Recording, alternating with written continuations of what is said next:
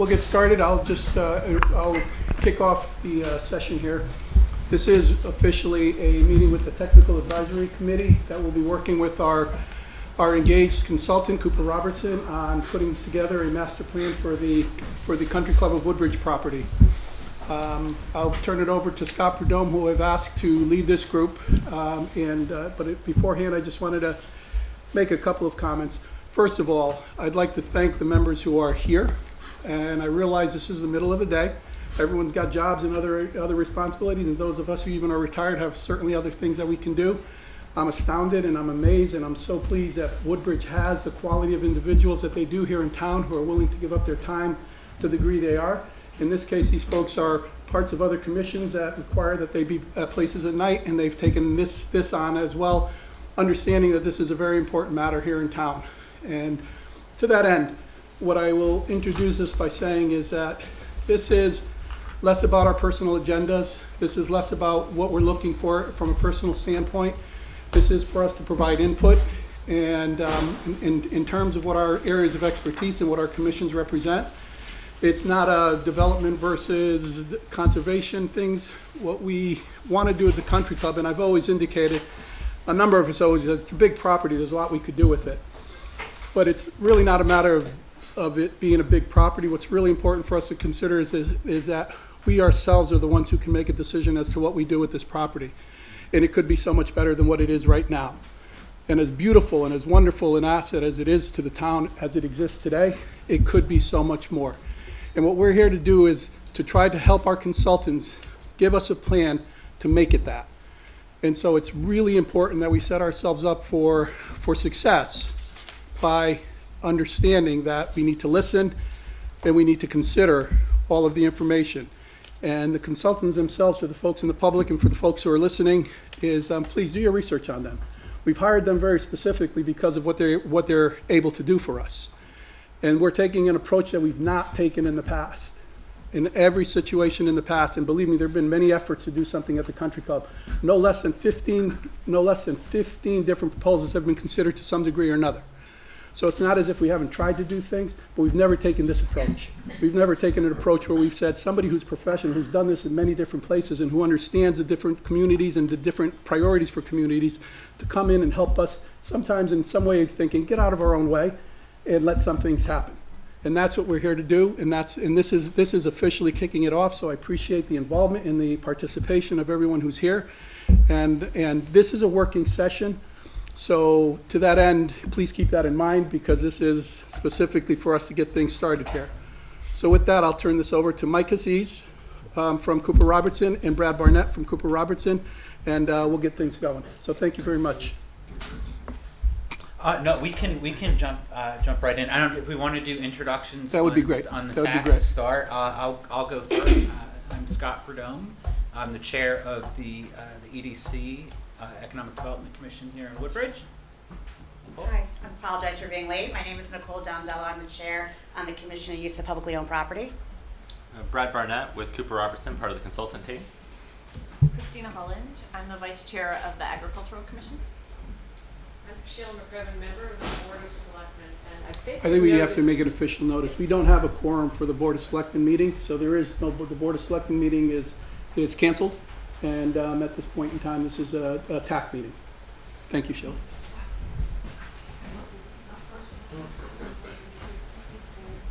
I'm Mika Cardozo. I'm the first selectman here in Woodbridge. And I don't know, Mike, Brad, do you want to introduce Chuck and Peter? Well, yeah, we might as well. Chuck? Yes, good morning. My name is Chuck Corsi. I am with the team and I do community outreach in Washington. I'm Peter Newman from Newman Architects. I grew up in Woodbridge. Grew up across the street from the Woodbridge Country Club. Have pretty much spent my entire young life at the club or around the club. My father's firm designed the current clubhouse, which I have great fond memories of. So I'm here to support the town's efforts, our team's effort in making sure that the history and the legacy of the club and the property is not it is not lost. Good. Oh, I'm sorry. Yeah, no, I share that mission with Peter. I'm Laura Gilmer. I'm also from Newman Architects. And I'm Joe Vitti, I'm a landscape architect with Ryan. So, Mika, one question. I think Dave Vogel is here, so we may actually have a quorum now. I think we need 4. Do we need 4 or 3? I don't know. David, you want to come up? I'm happy to have us join. It's up. Sure. Thank you.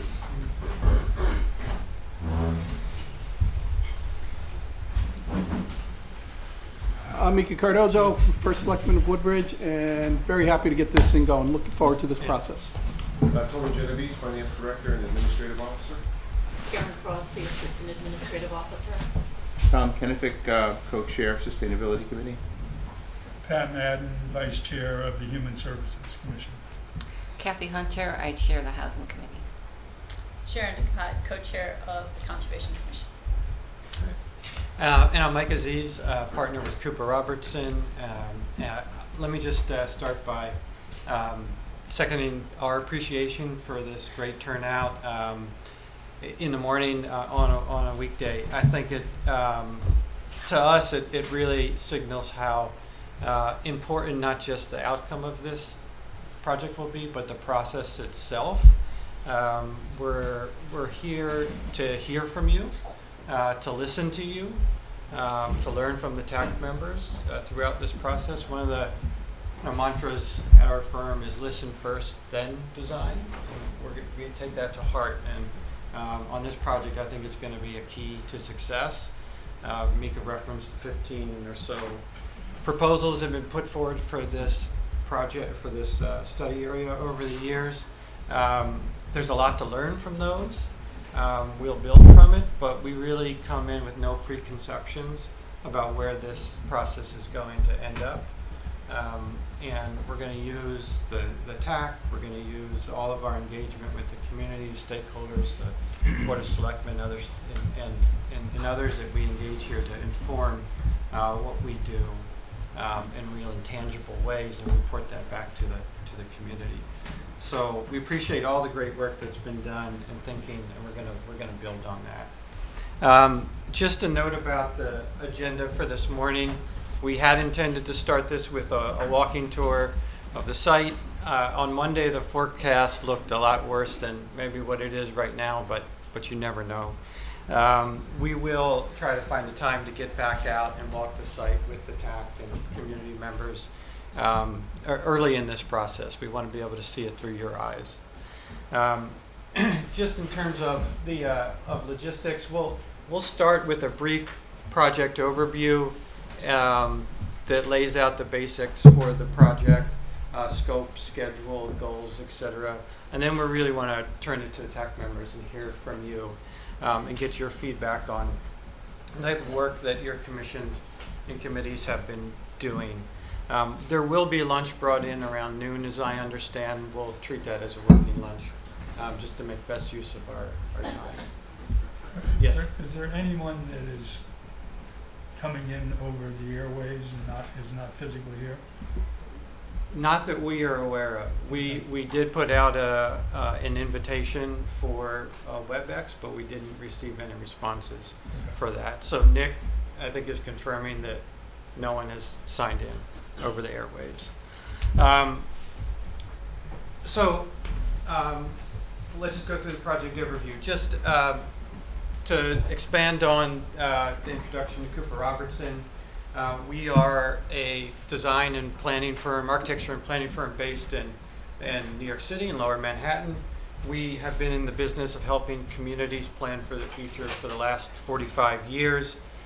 We have a national practice in that regard, worked all over the country in communities like Woodbridge, but have a depth of experience here in Connecticut as well.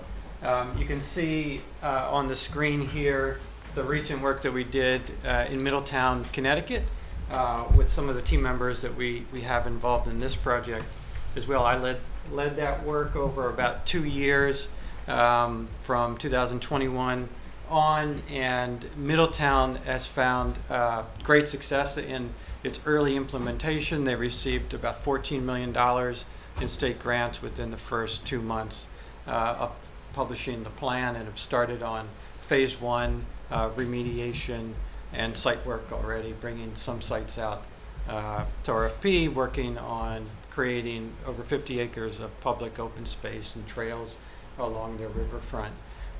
So it's been, it was a great process for them, helping them kind of break through a logjam of years of planning for how to revitalize their waterfront, reconnect the downtown to the waterfront. And we hope to do similar things here. You also see a picture on the top, a couple images of a project that we did in Stapleton, Colorado. It's an example of our long history of working on transforming legacy sites like the former country club into community assets, restoring natural environments and habitat, really prioritizing the sort of ecological elements of a site to bring a community back to it, and in some cases use it as a catalyst for development. I'm a partner with the company. I've been with Cooper Robertson since 2008, trained architect, and we really focuses on urban design and community planning. I'm joined by Brad Barnett. Do you want to introduce Sure. Director of Urban Design. So I work with Mike and lead a lot of our large-scale projects, both highly urban ones as well as ones that have a large ecological opportunity, like this one. And we are joined by a number of collaborators, ones we're proud to say have decades of experience working with at this point. Newman Architects, Peter and Laura, joining us, Langen, who'll be supporting us for civil engineering, landscape, and traffic, New Haven-based team, Chuck Corsi, and an important team member who will come into the picture a little bit later in this process is Ken Woodward in construction cost operations. He'll help us understand the relative cost of anything that's being proposed here, and what the impact may be to the town. Brad, do you want to talk us through Sure. some of these? So as the first meeting of this group, we wanted to talk with a little bit of overview about the project and the process and what we'll be doing as we move forward, to provide some context as we start getting into the discussion, which will be the majority of today. So what is the Woodbridge former country club master plan?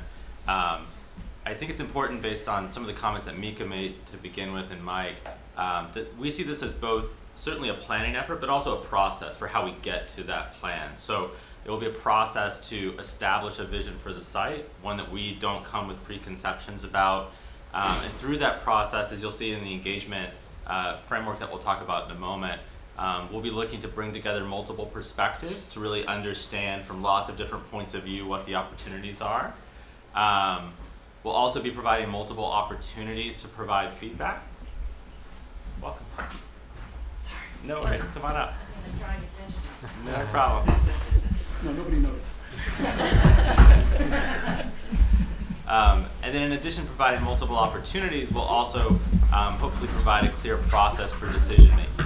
As we gather feedback, how are decisions going to be made along the way and ultimately at the end of this process, which will be by the Board of Selectmen. In addition to that process, we will be developing a plan along the way, and that plan will do a couple different things. Primarily, it will create a roadmap for the future recommended actions, and it'll cover a wide range of topics. It will look at environmental stewardship and sustainability for the larger site, any park space and recreation opportunities that might be appropriate on the site. It will look at the land use and the zoning actions that will follow up any decisions that are made for the site's future. If any development is proposed, it would look at where on the site that would make sense, what the appropriate character and density of that development might be. Mike mentioned already, we will be looking at the financial aspects of the plan as well, so understanding both the costs to the town for any improvements that would be proposed through projects, as well as potential revenues that might accrue to the town to help do an apples to apples comparison of the fiscal side of the work. And then finally, transportation and access to the site, both vehicular access, but also pedestrian and bike access for people in the surrounding neighborhood, which we know is an important part of the site's opportunity in the future. There are also a few things that we won't be looking at directly through this scope of work over the next 6 to 7 months. We won't be making zoning or policy changes through the work. Those will be follow-up activities based on the plan recommendations. And unlike some of the other proposals for the site, this is not a specific development proposal that will come out of this site. This will create a framework that other proposals could fit into after this process has concluded. And I think that's an important point, that we won't be saying this building will go here. This will be more about what's appropriate for the site and then all the follow-up steps that would come out of that. Let me pause there if there's any questions from the TAC members on objectives of the plan. And as from a reminder standpoint, I just want to set up the fact that this is a working session for you folks, for the TAC. So the input and the conversation is here, is what we want to make sure you understand. This isn't just presenting information, but rather looking for dialogue and looking for us to start conversation on this. I'll say there's one other aspect that's not on the screen, which is we will be fulfilling the requirements of the BAR grant that was part of funding this project. That's included in the environmental aspects of what's on the screen, but that's a very important piece, and Langen's team will really be focusing on those aspects of the work. Yeah, Christina. I just have one question about sort of the process and your involvement. The examples that you gave of the Middletown project and Stapleton and some of those, was your involvement in that creating this master plan? Did it also include the proposal and the development activities? How did you engage? It happens in all sorts of different ways, but for Stapleton and Middletown, those were similar to this process in that they were the initial long-range visionary plans. They were tied to financial feasibility, to all the things that will be the environmental aspects that we'll be looking at here, but they were not the development proposals that were brought forward for site plan approval and eventually built. That came after our work. Sometimes we do stay on and we do that work, but for those two, we did. Well, it's good to know just to kind of think about how a plan could then be put into action. Yeah, generally when we're working for public entities and agencies, that there's this initial upfront effort that leads to the actions that are listed here that are not included, and then there's subsequent RFPs, or it would go out for landscape elements to develop a new park or to bring in development itself. So it kind of goes in stages, and this is the first stage. Good question. Go ahead. Yes. Hi, thank you. Diana McCarthy-Burke here, co-chair of conservation with Sharon, just because I walked in late. So quick question on the process and the plan, and just how we work on like a feedback loop with the community about like, these are our findings, this is what is discussed, what is the opportunity for the community? Because while we do represent a lot of committees and commissions in town, certainly not every voice is represented. So what is at what point, how are we communicating what we're doing, what our findings are with the community, and accepting some feedback back? It's a great question. Thank you. And we have a slide. There's a slide. We have 2 slides actually on schedule, but it's iterative. So it's about gathering information, us absorbing it, giving it back to the community in sort of the next phase of work, and then we kind of repeat as we go through it, and we'll take a look at that in a second. Okay. Yeah. If you have more questions once we go through that slide, just let us know. We'll get back into it. Gotcha. Yeah. So as was alluded to, we are not starting from scratch. We know there's been a lot of work. This is just a sample of projects that were proposed over the years for the site. lot of different ideas. We've started going through and just understanding the range of what's been proposed on the site. I think for the TAC, one of the questions we wanted to open with are there any lessons we should learn from these previous efforts, either process or concepts that you guys think are just top of mind? And if you want to think about that a little bit, we can come back to it, but we wanted to just open with anything that folks have top of mind about what have we learned from previous proposals that might be helpful as we start this one. Any initial thoughts from the TAC? I mean, how much time do you have? It seems to me that one of the things that we've always done is it's been sort of all this thing or all that thing. There's never been a multifaceted approach to this program, and that's what I find attractive about what we're trying to do here. And I think because of the way it's been approached before, it just was more divisive than an opportunity to bring people together around a vision. Yeah, that's helpful. I think the difference in this approach is in all of these instances, to my understanding, we've reacted to what's come our way, right?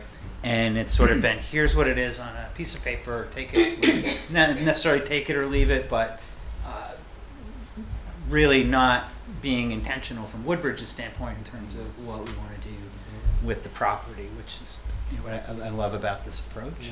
But I think there's probably a lot to be learned if you dug into each one of those in terms of what we didn't want. Yeah. Okay. And I concur with what Scott was saying, and Tom, it wasn't a multifaceted approach. It was reactive more than proactive, and I believe that from speaking, we were residents as well, right? So from speaking to the residents in town, they only had the opportunity to react, myself included, to any plan that came our way versus having a say in what and informing what the country club should look like from the standpoint of everyone in town. And shaping it. Right, exactly.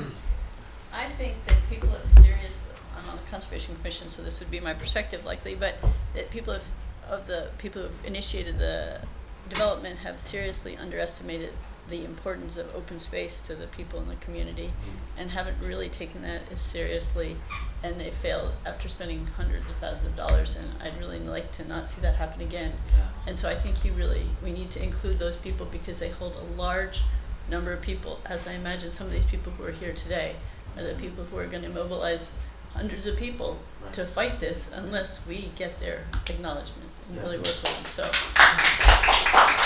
think we'll see. It's really important. Hi. Are we going round robin? Do you want to speak? I think we're just doing popcorn. All right. Okay. So yeah, definitely what Sharon said, and if you will, I feel like through my discussions with neighbors and friends and other commissioners in town that there have been some very evident themes or bias in the approach to this property. So whether it's a survey that comes out and it's like you must select one of these answers, but not all answers or options are represented there. And so it's very much like my way or the highway approach.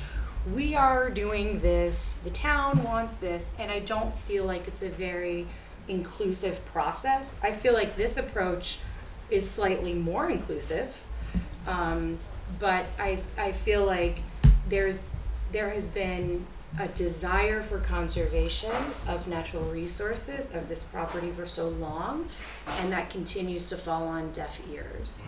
And so folks in town need to know that they have a voice in this process and that what Woodbridge wants as a collective is represented fairly. Yeah, that's all. Good. The thing I would just add to my comment is the importance of being data-driven in our approach. A lot of what we've reacted to, as I said in the past, was here's the developer's data and their assumption around sensitive topics like impact on the schools, right? That's coming from someone with an interest in it, and they're like, oh, well, won't be much of an impact, right? Transparency and being data-driven are going to be really important. Great. Good. Any other comments from the TAC? Oh, sorry. Yeah, no, I just like to make a comment because, of course, I'm representing the Housing Committee, so I'm going to have a little bit of a different lens as opposed to some viewpoints. But this is very much an educational process, I see, as well. And we talked about how there needed to be educational process as we go through this process, as we go through the POCD, that there is need to recognize that there is a compelling need for more housing, affordable housing. When we, in fact, the Housing Committee did make a strong recommendation to CUPOP that the Woodbridge Country Club be used for housing. We're not saying it's a very large tract of land, so could accommodate different uses, and certainly, you know, high-density housing in concert with open space is just a beautiful design and perfect design. And we also have to recognize some, in terms of education, we need to recognize that there's been some changes within our own zoning with Woodbridge. And in 2021, I mean, it was described as a sweeping zoning change, but we did allow for multifamily housing in a very, very small area, maybe a 1.5%, 2% of the landmass in Woodbridge, where we finally allowed, as a result of approving the Open Communities Alliance application for a zoning change. But still, it was a very, very small amount, but that very small amount does include this property. And so we have to just kind of just recognize that this represents one of the few properties in Woodbridge, whether or not it's privately owned, town-owned, it doesn't matter, that where you know, high-density housing does have the capacity to be built. And that needs to be, you know, put out there, I think, in front, that as we're talking about this, we have to recognize that the town is required now to do housing and affordable housing and promote housing choice and housing for all income levels. That's now you know, that's a town requirement, you know, based on the updates to zoning enabling acts that dictates how we plan and zone in this town. Thank you. Ooh, shall we continue? Would you like to go? Yes. Please, by all means. Follow up on that question. Just a, Wait, folks, please. I need you, from a requirement standpoint, you said a couple of things. We're supposed to elaborate on that. And also, Diana, and I'm sorry to interject, but I actually can be part of the TAC as an ex officio member, but because Diana also mentioned slightly and said some things. So again, let's hear what we have to say here before we get too deeply into this. But Kathy, I do need to make sure we clarify, when you say the town is required to have affordable housing, let's be really clear on that in terms of, it's like, when you say required, it seems like we have to do it, and Yes. not everyone sees it that way. So Right, why? no, I think and that I don't want this to be a housing. I don't want this to be a housing thing at all. No, and it's important that we don't. So we have to watch those comments. I think what we need to do today, and what we need to do going forward, is let's provide the input, but let's make sure that And, yeah, you know what? It would be helpful to To get that. that clarified, though. clarified, so we please. And Well, I think when we were talking about like transparency and keeping the community involved, and you know, certainly, as you mentioned, there's, you know, few locations where, you know, additional like housing development or things could happen, right? And it's like, why limit it? I mean, we could do skyscrapers, right? We could do massive buildings anywhere. The sky's the limit, right? When it comes to what you can do, it doesn't necessarily mean it's what people want to do in town. And the other thing I would mention just on that is people play fast and loose with some of the terminology we use around housing, like what's required, what's mandated, what's suggested, what's encouraged, what the state says, and what even affordable housing means, right? So I think, and I've said it before, and I hope others would agree, that it's a great opportunity for us to provide like informational sessions for the community so that we break down those barriers of misinformation so everybody understands what we're talking about here, right? Because people have these preconceived notions of when we say affordable housing, and it's like, let's just get on the same page so we know we're comparing apples to apples, because I think that's a hurdle. And no matter what, you can say this isn't about housing. I mean, that would be like, let's not talk about the elephant in the room. There's a clear group in town who's interested in that, and that's fine. You can be interested in what you want to be interested in. There's a clear group in town who's interested in conservation and trails, right? We have the things that we like, and that's okay, and that makes us who we are. But let's not disregard people's interest in different topics and learning more, and making sure that we really are talking open and transparently about what the goals and the purpose and the opportunity are around this property. Diana, to that end, and that's exactly what I'm getting at. Let's have the communication and conversation as relates to, from a discussion purpose. There's statements that are made. If you feel you have questions with regard to the statements that are made, this committee is here specifically to ask those questions and to challenge those things if you feel that way. That's what we want to hear. That's what we want to do. We don't want to bring it down to a particular topic or issue, and I don't want to speak for you guys. You guys do this. This is your show.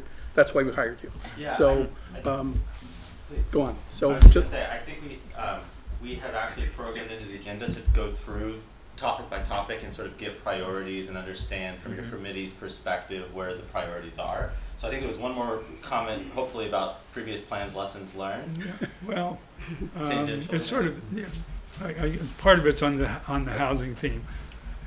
In that discussion about housing, we don't have, Human Services doesn't have an axe to grind in terms of affordable housing, unaffordable housing, but we do have a concern about the availability of housing that's appropriate for seniors.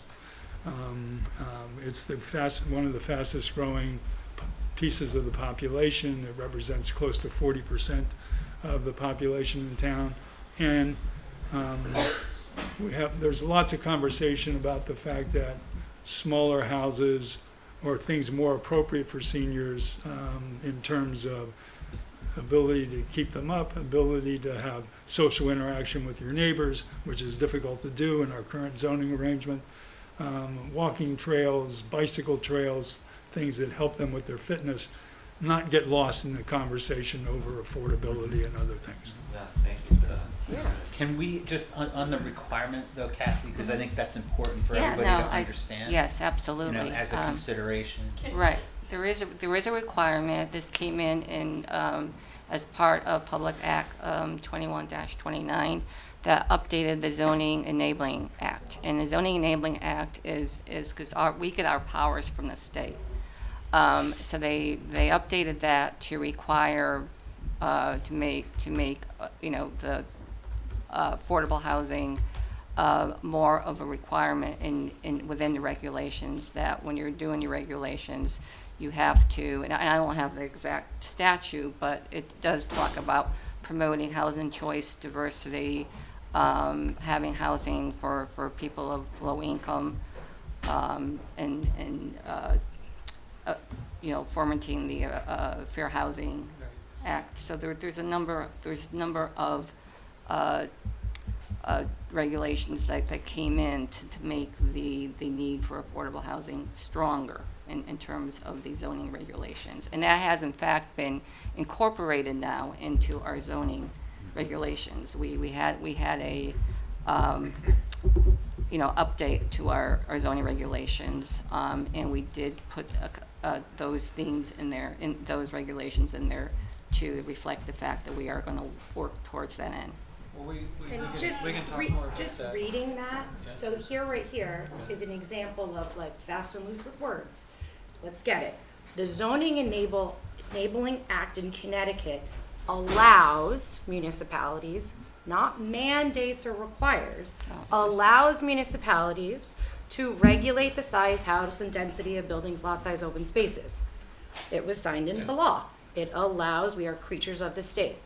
It empowers the creatures of the state to do so. We understand from our other work in Connecticut, and But I'm saying, when we say things like require and mandate, we will come up against resistance. And So if we want to move things forward, we need to do it accurately. If I could, when we get to the schedule, we'll identify this first period of work, which is all about due diligence. And so we will dive into the zoning code. We will dive into any state statutes that are relevant, and we'll report back what we have found in the clearest, most objective terms. The TAC is here to be a technical resource for those, to tell us if our interpretation is correct, if we missed anything. And when we'll bring it to the Board of Selectmen, who are the decision makers, to help us think through how it's going to impact the planning process.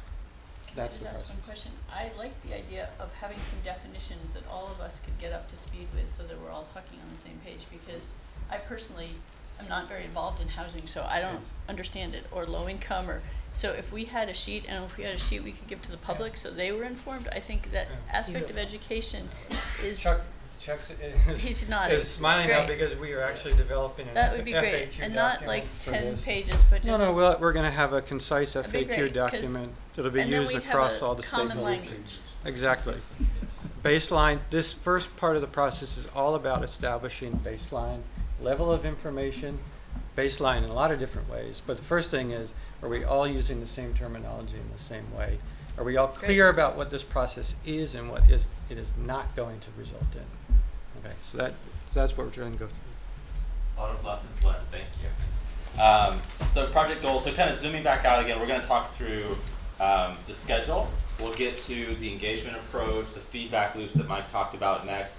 We'll come back to more open discussion in just a moment, and we'll go topic by topic and probably round robin so we can make sure we really get into a little bit more detail on those topics. But again, zooming out, some of the project goals, as I mentioned, first, building consensus around a shared vision for the property.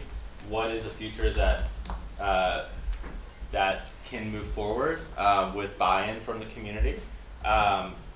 We know it's important that the plan that we do create achieves environmental, social, and economic value, that it doesn't just focus on one of those things, but looks for ways to achieve all of them, create win-wins for those different forms of value for the community.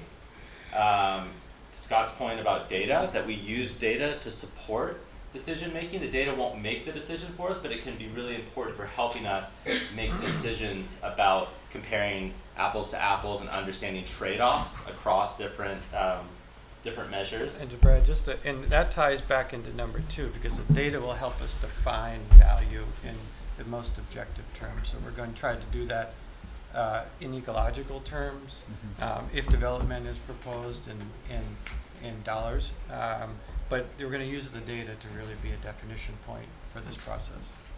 So just a point of clarification, this is the project goals rather than the TAC goals, is that correct? Yes, that's right.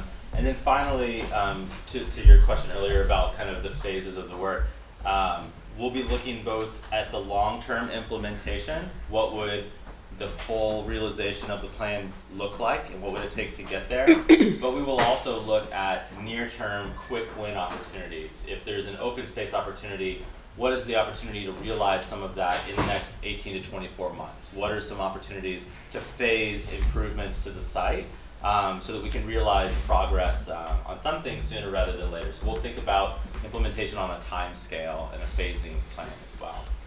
And as I mentioned before, these 4 goals will support future actions that we will not be doing through this process, but will be important for eventual implementation, which would include any rezonings, if there are RFPs for specific environmental improvement or conservation activities or development activities. Those would be follow-ups to this process. If there's additional financial analysis, if an idea takes hold for a park and we need to do more analysis to understand the design of that park and the materials that would go into it, that would be a follow-up activity. And then any grant applications, which is Mike mentioned were an important part of Middletown's success, those grant applications would be follow-ups to this. So before we move on, any questions about the goals and what's happening in this scope of work versus from the TAC versus things that would be follow-up activities? Okay. So, I'm sorry. Go ahead. Yeah. Can we just go back real quick? Yeah. So understanding like long-term and near-term implementation and data, is there any, do any of these points have the goal of maybe identifying funding to support these implementation acts? Yes. What? Funding, resources? Yes, as part of item 4 in particular, implementation, we would be looking to connect with particularly state but also local and federal funding opportunities. We'll also, as part of the work, be looking To the extent that there is any development proposed, we'd be looking at what development would be the most feasible if it was market provided, as well. So that's a kind of secondary part of your question. Okay. But yes, we'll be looking at funding sources as part of this work. And that can inform the plan as well, because there may be things that are more easily funded that we would include in the plan because they're more implementable or feasible based on that. But just for the purposes of definition along the lines of what we said before, I just want to make sure when you use the term development, curating a property, in other words, keeping a park looking like a park, that's considered development. Correct, yes. It's used more in the very objective sense of changing something that exists to doing something better with it. Correct, yes, that's right. Thank you, Mika. And I think funding opportunities is something that we, we'll have a base of knowledge to bring to that based on our experience, but we'll really look to TAC members and to other staff at the village, at the town, and in the board for what their experiences have been pursuing some funding in the past. Have you been successful? Is there a place that we think is a high priority? We can start to calibrate the plan a little bit to what the requirements may be for the grant, so you can really hit the ground running as soon as the project is over and try to pursue some funding. That's what we did at Middletown. We started to socialize the opportunities with some of the state legislatures so that they knew that this was coming out, and we were first in line for Community Investment Fund grant. Follow-up question on the decision-making process and the data input in there.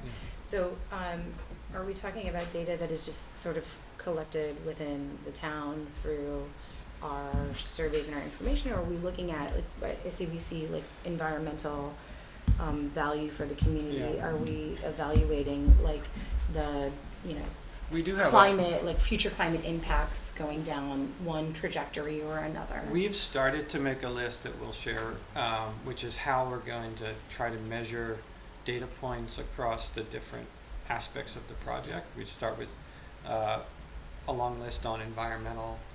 We look at traffic and other things, and we'd like feedback on that. Is there other information that we could draw from your boards, your committees and your commissions, to help establish a baseline, and then we can look at future state. But if we don't have baseline data, it's a lot harder. So are we expecting that all of the data to support the decision-making process needs to come from the committees and commissions? No, some of it will come from us.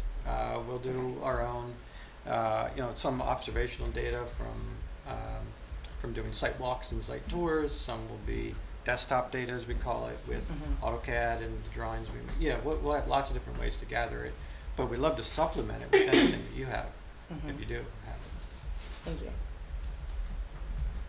So in terms of process, this is just the overall phases, and then we'll get into the engagement aspects of it more shortly. I apologize, it's a bit washed out on the projector. So our current timeline takes us through the beginning of summer 2025. So we're ending the project kickoff phase, where we're just getting all of the groups that we're coordinating with, like the TAC, up and running, beginning presentations and meeting with the Board of Selectmen, getting the engagement process itself ironed out, which took a fair bit of coordination with Mika and others at the town to make sure we had the right folks to engage. And what we're beginning now is task 1, analysis and discovery. You can see on the bottom here, that's where we'll really begin a lot of the more public-facing engagement work, which we'll talk more about in a moment. Towards the end of that process, we'll have one of 2 large format community-wide events. The first will be, we're targeting currently sometime in January. We'll talk more about timing in a moment. That'll be a really important part of the process, where we'll get that first loop of feedback on just our baseline understanding of the site today and what other people know about the site today, and the opportunities for how we can build on what the site already is for the community and what some of the challenges are that the community will know. So that will be a really important opportunity for us to share what we've learned from a data perspective, and for the community to share what they know from their knowledge of the site and the opportunities for the site. So that'll be a really important first engagement point, and that'll be, as I mentioned, in the winter of next year. After we've wrapped up that analysis phase of the work, we'll develop initial concepts. Those initial concepts won't be written in stone. We'll have multiple scenarios that we'll start to develop for the property. Those will play out lots of different ideas. They'll draw on the ideas that we learned through the engagement we've done to date. So we'll hear if we hear from the community open house a big interest in a certain kind of open space, for example, that may make its way into one of the alternatives that we'll study in more detail. If there's a lot of interest in a certain kind of development, and in that sense I mean a building project, that would be something that we might also include in the scenarios. And those initial concepts are not things that we're committed to yet. They're exploratory tools to understand trade-offs, and that's where data becomes really important again, so we can compare, well, what would be the ecological or the environmental impacts of each of these scenarios and make an apples to apples comparison. And so we'll go through that process. Initially, we will, on the consultant team, be developing those and crunching numbers, and then as we develop those alternatives, we'll come out to the public through a variety of means to begin doing outreach and getting feedback on those. What do you like about these? What do you not like about them? How could we make each of them better? We find that through that work, we often end up with a combination of elements from those, not choosing one or the other, and that's really where we get the best solutions. And we'll bring those concepts to another large community open house where we'll gather feedback, hopefully from a large group of people. The TAC will also have an important role to play in developing those concepts by providing technical feedback on ways that we can better align with your knowledge of the different boards and commissions that you represent and the activities that you guys are taking on. That will take us through the winter and into the spring. And then in the spring, after we've developed those initial concepts, eventually that will make its way to the Board of Selectmen for a recommendation on a preferred direction. And then that will allow us to begin developing the final plan more fully. For us, what that means is documenting with final drawings what the recommendations are, elaborating on the concepts. So just as an example, if there was a large park as one of the concepts in the preferred plan, we might provide more detail on what types of activities or facilities should be in that park, things like that. And then we'll wrap all of that up with the implementation activities. And then that would be released as a draft document. We're targeting currently in early summer of 2025. Go ahead, you have your hand up first.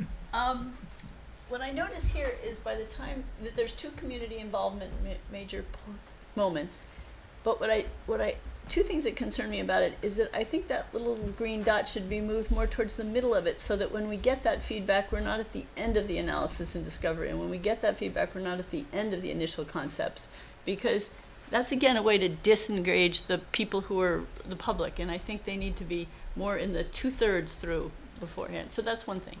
Real quick, if I could respond to that one.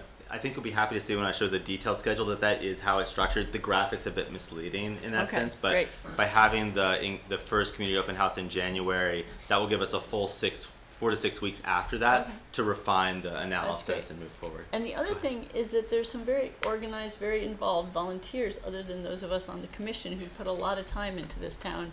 And I'd like to see their names, whether it's the PTO, whether it's the Land Trust, whether it's the parks, whether it's, I think you need about 8 other organizations where you need meetings that are very exposed to the public and very well publicized beforehand so that they can really give feedback. And given this is the first inkling of any excitement I've ever had about this property. It's the very beginning and it's minimal, but it seems like there's a possibility that the community can really have input into what's going on. But I think we should have community, those organizations call you guys up and say, we'd like to be on your list. And it's not just you guys choosing, it's them choosing. Whether it's the garden club, you need all of them. We have a couple streams where we're hoping to engage all those folks. We have, in addition to the TAC, we end up calling focus groups, which have thematic groupings of all the folks that aren't represented here on this committee. And Chuck and the town are working with us to develop a list of stakeholders that would fall even outside of that. Great. So we have a wide net. There's an engagement plan that we worked with the board and staff to develop that hopefully doesn't leave anyone out of this process. Yes, Pat. will that include the school system? The school, I mean, it would seem to me that they would have a tremendous interest in Yeah. what they may be able to use that property for programming. for our of kids. course. Yeah.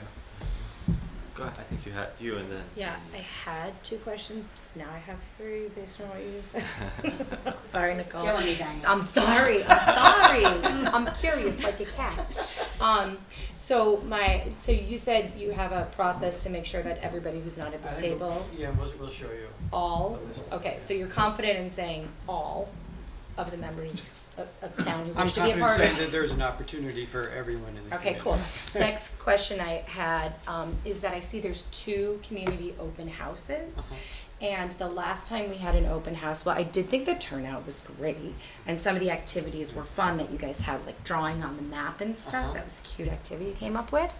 But not everybody could participate. And when we asked for some of those activities to be circulated electronically so others could participate, we got no response back. So I'm just hoping that there's more engagement, more opportunity for the community to have like open house discussions or provide feedback other than just these open house 1 and 2. That's another planning process. That was for the POCD. This is the POCD This is open something house. entirely perfect. different. Okay, so then this, because you know what, the country club drawing was at the POCD, Yeah. so there goes my 3rd question. Thank you, Kathy, for teeing me up perfectly. How does this dovetail with the work that we're doing currently right now with our POCD? That's a good question. So Goldman and York, the consultants from the PSCD. SLR. Sorry, SLR. We're stuck in Middletown. Yeah. Goldman and York are on call for the town here. But SLR we've been put in touch with, and we had an initial call to go through what some of the findings would be and how they would be relevant. I would imagine there's a couple touch points during this process to make sure that our recommendations are aligned with them. Goldman and York is supporting us by helping scale some of the market data down to what's relevant for this property itself. So we are working also with some of the other consultants and parallel planning efforts that are going on. Okay, great. So like your communication tactics on how you're going to notify, notice members of town on how they can be aware of what's happening. We'll go into that in detail. We will go into it in a little bit more detail. Okay, and over to Nicole. Yes. My turn? Okay, great. So I just wanted to let everybody know we do have members of the public here. So currently my commission is reviewing the use of publicly owned properties in town. This is obviously one of our biggest publicly owned properties that we delayed on reviewing and to find out what was occurring here with the TAC committee and things of that nature. And after the RFP and deciding who was going to run the master plan. Now that has been done, this will start appearing on our agenda starting this month. And it will remain on our agenda every single month. So I encourage everyone in town who does have input regarding the country club, whether you're a commission, a committee, an agency, a resident, a 501c3, whoever you are in town that has an interest in this, to please come. And if you're not able to come and make public comment, to provide documentation on your position. Now, that being said, typically, we do not provide all of that information until we have completed writing our recommendation to the Board of Selectmen. But it seems like that should not be done here. It seems like in order for everyone's voices to be heard on this issue, that my commission should create monthly packets, if you will, of input from the individuals from the public and present that at these TAC meetings, so that when you do have these 2 open houses, That's a good point. you are allowing individuals to have more opportunity to be heard, and those open houses can address either issues that came up that perhaps no one thought of on this committee that were being brought up by someone in town, or issues that perhaps we need to correct some misinformation if that's the case, whatever the issue may be, to make good use of these 2 open houses and to ensure that everyone is being heard that may not be able to make it to either one of these open houses or where the issue may be. So I'll leave it to everyone here if that's something you want us to do. I'm certainly going to leave this on our agenda, and we do meet monthly, and if need be, we can also add in special meetings, and I'm willing to do that given the timeline that we're looking at now, which seems to be roughly 6 months. So I assume in order for everyone to be heard and have their input, we may be having to look at some special meetings, which means that conservation will be there as well. But so hoping that everybody feels involved, because again, lessons learned. I feel as though, I mean, I love the open house idea. I am excited to echo, your words there about, that everyone's going to be heard. I just want to ensure that happens, and in a quicker, I can't even think right now, but in a good manner that everybody can, that you get the information as quickly as possible. Can I just add two more things? The state POCD is something for you guys to refer to also, because it puts climate change at the very center of it. So, and I have a sheet to hand out to people to emphasize that. And also whether the Connecticut Forest and Park Association that were in Middletown, or the Connecticut Land Council, Conservation Council have been, those are other resources that might be worth you guys checking out. Okay. That's great. Well, before we get so if I can ask, is this something you want us to do? Because we have a meeting on Monday, and I want to know, going forward, if this is something that you would like my commission to provide, so that I can ensure that everyone's input is heard from the committee. All commissions to provide. Right. Who are here. So I would say yes, I think we should do that. And I can provide packets every month, but that's up to. Yeah, I'd say we would defer to you on what you think is the most effective way to share and get feedback from your commission members. For some of you that will be in-person meetings. For others, you could do it over email and with surveys. This is about exchange of information, and for this group, it's about technical information.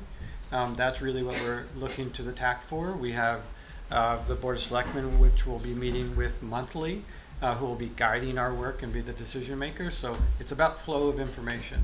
When you're done. So we will, we don't want to meddle in the business of your committees and commissions. We would say, if you think there's value in bringing the larger group together, you could do it in a timely way that keeps the whole project going on schedule, which we'll show you in more detail in a second. Please do. Because our recommendations that we make to the Board of Selectmen only, because that's where we're not a decision-making entity at all. They include not only the background of the property, legal documents such as deeds and things of that nature, but we also include input from individuals in the town, not only committees, commissions, agencies, but residents as well. And we include all of that information within the recommendation. So although my commission may make a recommendation on the use of a publicly owned property, the reality is that's just one small piece. The rest, we ensure that the Board of Selectmen are armed with the knowledge to make their own decision, and they have all of the factual information as well as input from the town. So that's just something that we would wait till the end. 7 hours because they're thumbing. Yes, exactly. And yes, exactly. So that's something that, again, we would wait till the end, but it seems like it would not be beneficial to this process if I were to wait till the end on providing not only the technical piece, but the input. Commissions in general, just from an administrative standpoint. If you have input, you can provide it to us at any point in time. Okay. And it would be funneled through myself. Through Karen will be the administrator, if you will, in terms of making sure that the information gets from you to the consultants. And that way we can have it as a record ourselves, so that we can post it and we can do the things that are necessary. So that doesn't change. Still, the exchange of information should come through the first selectman's office. Yep, I'll give it to you, to the Board of Selectmen, right? We will disseminate it to the consultants appropriately. Perfect. Sorry, Mika. So, I'm gonna respectfully, politely push back on that comment, No if problem. you're okay with my Of course. pushing back, if Of you don't course. mind. But as an ex officio member yes. of the Technical Advisory Committee here, and we are the advisory committee here, shouldn't the flow of conversation be that we all send it back to the source, and that Karen is the acting administrator for this commission. CC everybody so that we know? So just like in other commissions, like for example, Tony Belinsky with CUPOP, Tony Belinsky on a bunch of them, or Chris with TPZ, Chris Sullivan with TPZ, she's going to administratively be in charge of the flow of information. She's the one who does the minutes. She's the one who does that type of thing. So this is more just an administrative process that stays consistent with what our current administrative processes are for our government agencies. It's not specific to the country club at all. This is just staying consistent with the normal process. Karen, in this case, is a person who we're going to use to make sure that flow of information is goes as it has. Okay, thank you. So You're I'll welcome. just note for the record, Board of Selectmen is going to be meeting tonight, and we can probably just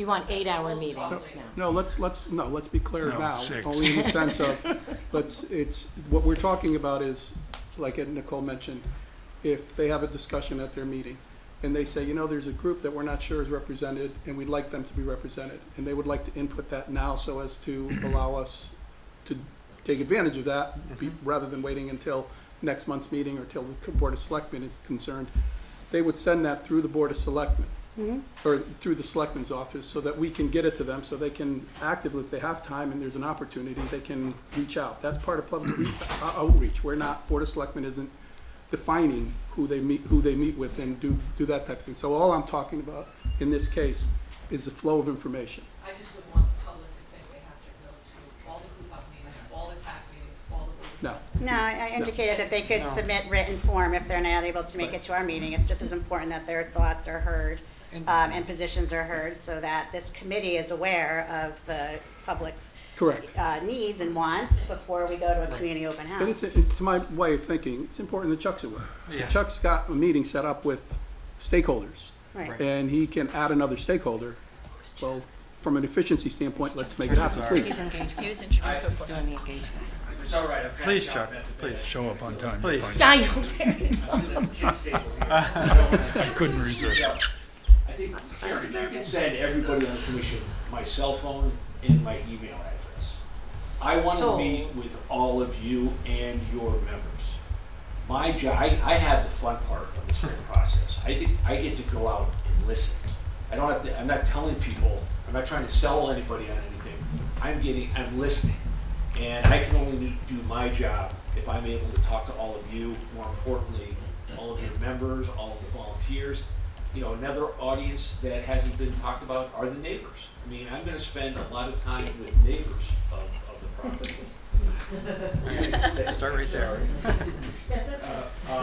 But that's how this process has to work. I mean, this is not, like was talked about before, this is not driven from an application down. It's from the public up. And when you guys were talking about housing, affordable housing, we have that information. There's so many different types of housing, let alone affordable workforce. We're going to talk about that. And the nice thing is I'm not coming to folks saying, well, this is good or this is bad. What do you think? What do you want? I think we're going to get a lot of different, ideas about what that is. But that's how we get the data, is by talking to as many people as possible. Can I say Sure. one thing? I think also the timing of these meetings is kind of critical, and I know I've taken numerous hours out of a workday that I don't usually do, and other people probably have too, and evenings are a little tricky also, but what I'm noticing is that having the Board of Selectmen here, though they do tons already, is pretty important, because if they're getting it all secondhand and having to watch videos that are totally boring, it's gonna be trickier. So I don't know, I'd like to coordinate with when Board of Selectmen, at least a quorum, can be here, so that there's enough communication so that they can make decisions based on the subtlety of what we've been discussing. Well, what I plan on doing when I do my meetings, they're going to be very informal. But No, I'll I'm talking Okay. about the TAC meetings. Okay. I'm not, Yep. I'm totally agreeing with your Never meetings. mind. I'm saying when we're having these group meetings where so much data is sort of circulating, Yeah. if the people who are actually gonna be making the decisions we can make it convenient for them, that would be, I think, paramount, or at least Well, important. we want to make it convenient for all of you first and foremost. And, it is our job to communicate all the nuance and the detail of the discussion, but in a way that is concise, because we're going to be providing the board with a ton of information. A lot of it's going to come from here, but that's only one piece of the puzzle.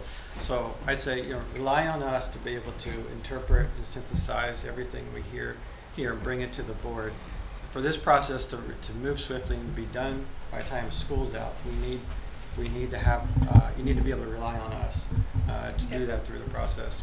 Not with just this TAC, but with all the stakeholders, with the neighbors, everyone we're going to hear from. It will literally be thousands of people, I hope, by the time we're done this process. Well, somewhere in this process is, there's going to be some dedication to, I would think, to open space and using the land as in reserve. I would hope that it's not a totally just passive lock it away so that we don't use it, but that there's opportunities for active use of the property that is consistent with open space requirements, whether it's bicycle paths or walking paths or fields that are open to play on. That's a great point. Let's pick up on that when we do the round robin. Let's just get through the last couple slides if we could to sort of set the table for the process, and then we'll hear from each of you individually. I just had one point that I do agree that the board wants to know the flavor of your deliberations and input also, but I did hear the word advisory come in, and it's assistance. I'm sorry. We spent a lot of time on the technical assistance committee, so I would just like us to be sure we get into that mode. Sorry, that came from me. Excuse me. I will put my skirt on and be Great. assistant. So the next two slides will probably be relatively quick because we've discussed a lot of the content of them already. So in terms of engagement approach, we've talked about there's a lot of different streams of input that we'll be gathering in different ways. So we've talked through most of I'm these. sorry. So it says technical advisory committee there. Is that a different one? It's a typo. Okay. Yes. Thank you for Back to you being made the mistake secretary and of I made the citizens. mistake, Okay, and got now it. we both made the mistake. Okay. You were heard. Okay. Yes. Just want to make sure I'm giving somebody credit for my mistake. Yes. Vice versa. So we've talked about several of these. I'm going to highlight the ones that we haven't spent as much time talking about. So we've talked about the Board of Selectmen. Important to understand they are ultimately the decision-making body, not just at the end, but throughout the process for how, as a consultant team, we will proceed with the work. There's a core team which consists of town staff who are as a consultant team, day-to-day points of contact. The Technical Assistance Committee, which is represented here today, providing technical feedback. Mike mentioned focus area groups, so these will be from primarily from town departments that have domain expertise, and those are going to be organized into thematic groups. So, for example, community development and human services might be one of those themes. They will help supplement the technical work that we're gathering feedback on in this group with just broader feedback topically based on the work that those departments are doing, and making sure we understand the local legal or regulatory framework that we're operating in, capital budgets, things like that. Key stakeholders is something that we just spent a fair bit of time talking about, so those will be the schools, the conservation clubs, any of those sorts of interest groups or key individuals who we know have a lot of good feedback to offer, who are invested in the process. When Chuck talks about his meetings, a lot of those will fall into that category of going to them and talking and getting their perspectives on things. And then the general public, which will include both those larger community open houses, as well as targeted outreach to neighbors and others who have a particularly high interest in the work we know. The engagement approach will be different for each of those. Some of those will be one-on-one conversations, others will be large format events, others will be small focus group discussions, but each of these groups will be reached multiple times through the process, not just once and then go away kind of. Question. Real quick. Yes, I promise. I Okay. just want to know if we can make sure that we include like the students and athletic groups to be a part of the conversation as well, because if we are talking about opportunities for recreational activities there, That's great. you know, it's important if we're thinking about a hockey rink that the hockey team can weigh in or.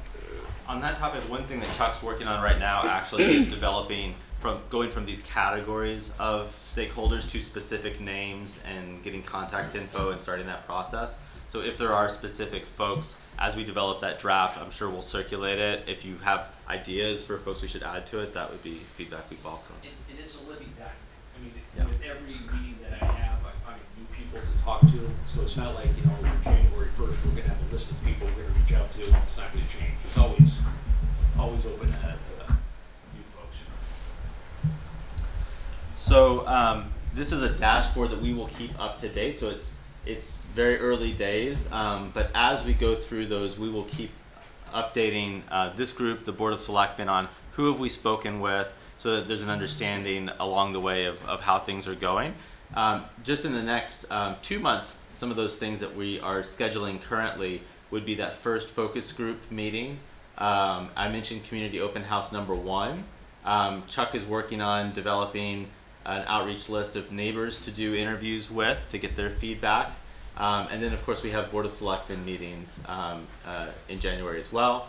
And then the next meeting of this group would be in February. That will be an opportunity to review the engagements that's been done today, but also start providing technical feedback that can inform the development of concepts. Yes? Can you add a site walk to the January activities? Yes, this was prepared prior to Yeah, I know, the I weather, know. but yes, Yeah. that's right. That's something we'll try to And do. a snow or rain date Snow or rain date? Yes. Hopefully snow days. Yes. for Hopefully my, snow. for my last request, Yeah. which, God, if I had put money on that. We could have gone today. Agreed. Could have gone. We could have gone today. We should have gone to that. I brought my rain I boots. didn't bring my big boots. No, it's all right, it's slippery. Of course, there were emergency messaging coming from the police department indicating that it was going to be 65-mile-an-hour winds today, so I know. there was a reason for us to. Probably don't want to be there identify. then. Yeah. We would have walked Yeah. fast, it would have pushed us along through the Maybe. property. So Depending speaking on of pushing what us direction along, we're the Technical Assistance Committee, just to reiterate your role, we've talked about it already, but to meet as needed. And this is important that we've sequenced it to be prior to Board of Selectmen updates so that we can take what we learned here and take that to the Board of Selectmen. So the sequencing is that we will generally have lots of meetings with the broader public, then we will meet with the TAC, and then we will meet with the Board of Selectmen, and the sequencing will allow us to take what we're learning at each stage up, and that will happen generally in each phase. I talked about those broad phases of the work, and hopefully that helps us create those feedback loops that Mike mentioned. We will distribute this. It's a little hard to read on the screen today. It's a more detailed schedule, so we will share this, but I wanted to just call out a few key milestones. So as I mentioned, we'll be, and this has changed a little bit based on the site walk timeline, but we are here today the week of the 9th, so we'll be meeting that pink square is our meeting with the Board of Selectmen this evening, where we'll give an update on the progress of developing some of the opportunities and challenges analysis and some of the other upfront work. Then we will meet with them in January to begin previewing the open house material, so start to give them a chance to review those and provide input on those. The next time that we're scheduled to bring this group together would be, as I mentioned, in February, as we're starting to develop initial concepts to provide feedback, technical feedback on those. These dates may move around a little bit to accommodate a site walk, as well as some other things that we're learning about the engagement process, but as you can see, it's kind of taking this first phase through January, then this second phase through April, and then that final phase would be April and May. And as I mentioned, for the sake of time, I'm going to keep us moving, but we'll distribute this, and if folks have specific questions on anything, we can come back to it. So opportunities and challenges. So this is where we really want to focus more on hearing from you than us for the remainder of today's session. And so what we're going to do is we're going to do a round robin.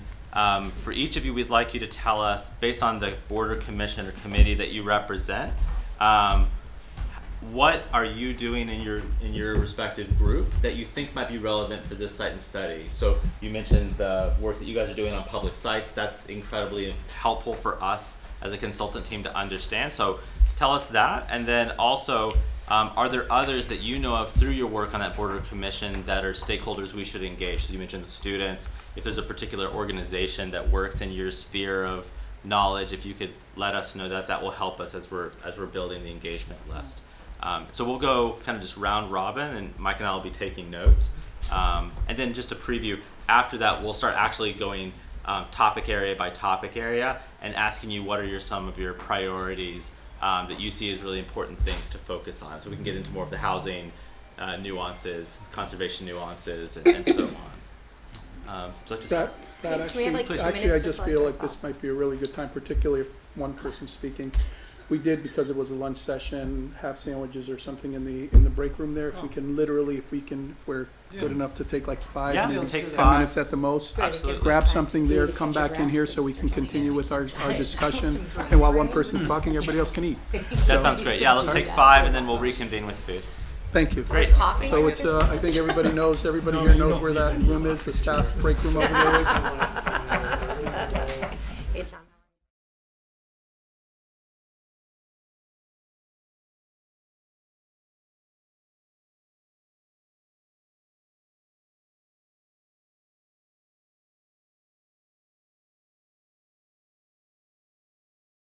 with Hillary from across the way here. And we've been working more upon, along the lines of nothing really specific to the country club, but sustainability initiatives in town, trying to get people involved in recycling, trying to get people involved in energy savings, composting, any number of different things like that.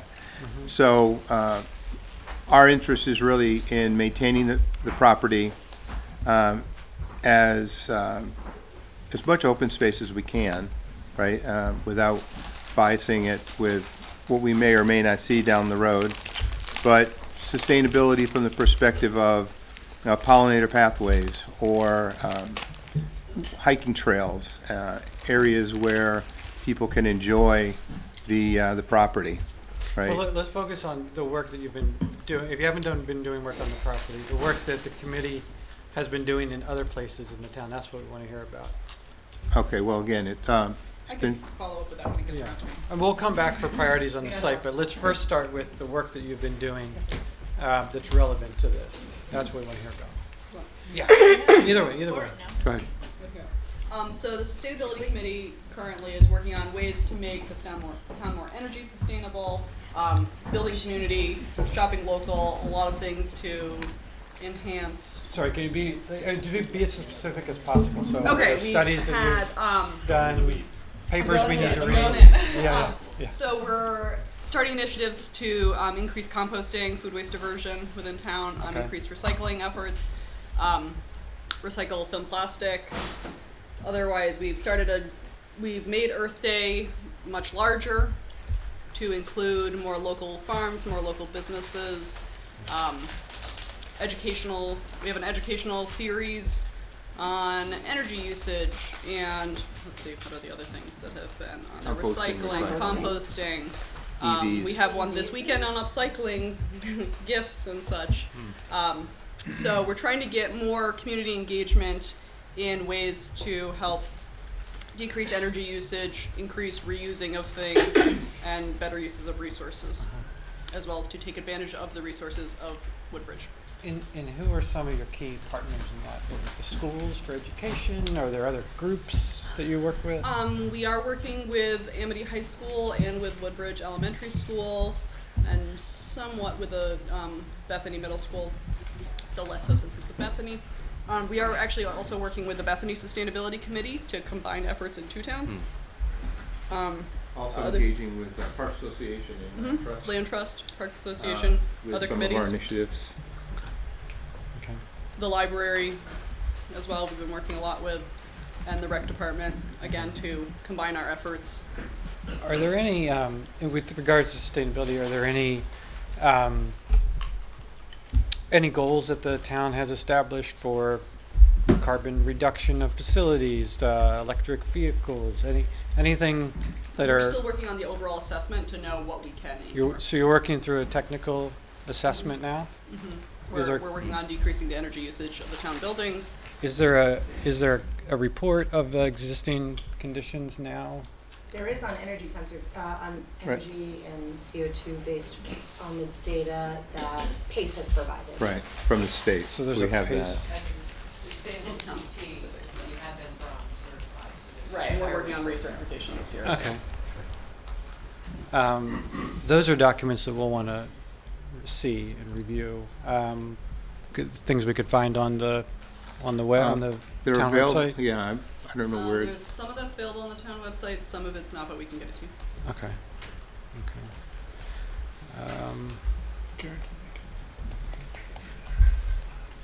And any other folks that you think that we should, in your domain, should our add to our domain? list of stakeholders, groups that we speak with? I mean, other than just the community at large, which is who we're trying to engage, right, with these different initiatives. Okay. And then through some of the other land use park associations in town. Are there pollinator pathways that you've been a part of establishing in town? Not our committee, but we have You do a have. group that is. And we've been discussing, I'm There also on the there's a board of specific pollinator pathway group here. Park Association. Okay. So we've been talking about that. We're also working on some improvements to our property, which is right behind here. Okay. So, you know, that we have that engagement, but our goal really is to engage the citizens of the town, so. More engaged, yeah. Okay. Excellent. In the context of carbon, if I may, Mm-hmm. the Conservation Commission had been in touch with City Carbon, which is a program that pays for carbon credits of urban tree canopy. And there was some preliminary discussion about engaging them at the country club with the current tree canopy and the potential they could pay to plant and trees. Okay. So they've been contacted? Sorry, I missed. Yes. Sorry, just to be Yeah. clear, because some of us straddle both of those commissions. Yeah. We were talking about the Coming in late, sustainability guys, so I committee. apologize. Yeah. And, Selectman Urbano jumped over to, Conservation. Okay, well, let's pick up on that when we get to conservation. So what we're doing is we're just going around the table and asking each of the TAC members to speak to these two props. So, if there's nothing else on... We're pretty much done. So. You done? Yeah. Thank you. Okay, human service. Human services. Human services focuses on several different groups. Our youth in terms of non-recreational type programs, which involved engagement with the school systems, helping them with some educational issues around health programs and mental health issues. The 55 and older group is a particular in managing the building where most of our services are delivered from over in the town center, which has just gone through a renovation but is a massive upkeep issue. But promotes physical activity for the 55 and over group, and so things like pickleball, walking, things of that sort are important to us. We provide transportation for folks in town, and so as this gets developed, being able to service that particular area will become important to us as something that we'll have to deal with. And we provide a lot of lectures, lunches, social activities for the senior 55 and over group, as well as for the youth group. And so having some place to do that, if depending on what happens over there, we might have to support that. Okay. We also are responsible for things like the vaccine clinics. And so if there will be a sizable part of the population there, perhaps some ability to service them on site might be important as opposed to having them come to the center of town. Parking, we want to make sure whatever is done over there that thought is given to that. I mean, one of the issues that we're having here in town is that the parking space that's available around our facility is overwhelmed because it's also being used by other, the library, and the nursery schools that are in there and other folks that are coming. So we're looking for ways to be able to, in our POCD, we're concerning ourselves with some sort of a transportation system that would be more than the point of service, which is what we provide now, and trips and things of that sort. For the programming that you do, I guess we'd like to, if there was a kind of annual summary report of everything that you're involved in, that would be good to see. Okay. Is that something that could be? Yeah, we can do that. And do you survey residents on their interest for future programming or things that they'd like to see? I don't know if we do not formally survey, Okay. but we do provide a variety of programs, and what we've been noticing is over the last 3 years, essentially participation in those programs has doubled. Okay. And to the point that we're concerned about capacity issues. In any particular areas with the youth, with seniors? Well, primarily the facility, the center school building that we're using right now is where we provide most of that. Yeah. And but there are also trips that we use it as a hub, and for places for people to park becomes that we're going somewhere they have issues. Yeah. Right. Are there any types of programming that you'd like to do but don't have, setting aside capacity, but you just don't have the right type of space, indoor or outdoor, to do? No, I mean, one of the things we provide is social worker services, and having that is a need that seems to be growing. And having a facility that will accommodate that is important. And it's more of as the demands for those kinds of services increase, we'll need additional personnel, not dozens, but onesies and twosies, and they need someplace to be. Okay. And does that one, have you thought about where in town would be the best place for that? The best place for that kind of thing would be in our central location now. That's what I think. As opposed to over there. Yeah. Over there we see more as an opportunity for housing that's appropriate for seniors. That's part of our POCD going forward, and recreational issues, opportunities for low impact kinds of activities, walking in particular, swimming if the country club was going to be handled in saving some of the facilities that are over there. Swimming is important to our folks. And whatever activities for students that might be active in terms of getting them involved in helping, which they do now. We provide a job placement service for folks, and there may be opportunities for them to be active in the development of the property. Great.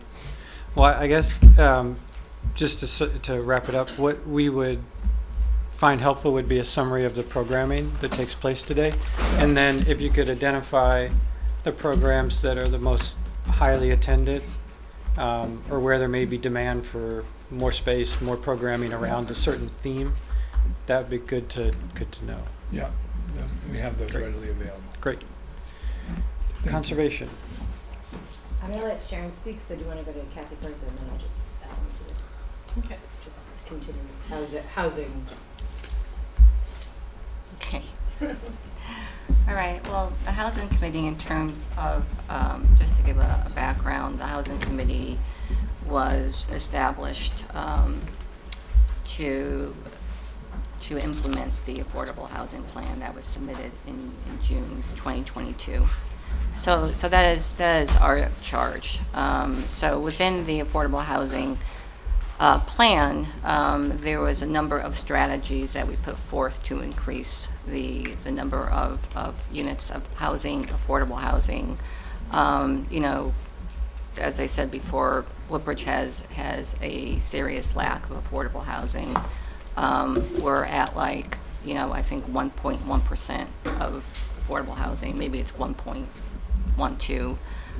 That number fluctuates based on the number of units that are built, and that hasn't really improved at all since 10 years ago when the last POCD was created. So in terms of what we're working on, there's strategies that talk about amending zoning regulations.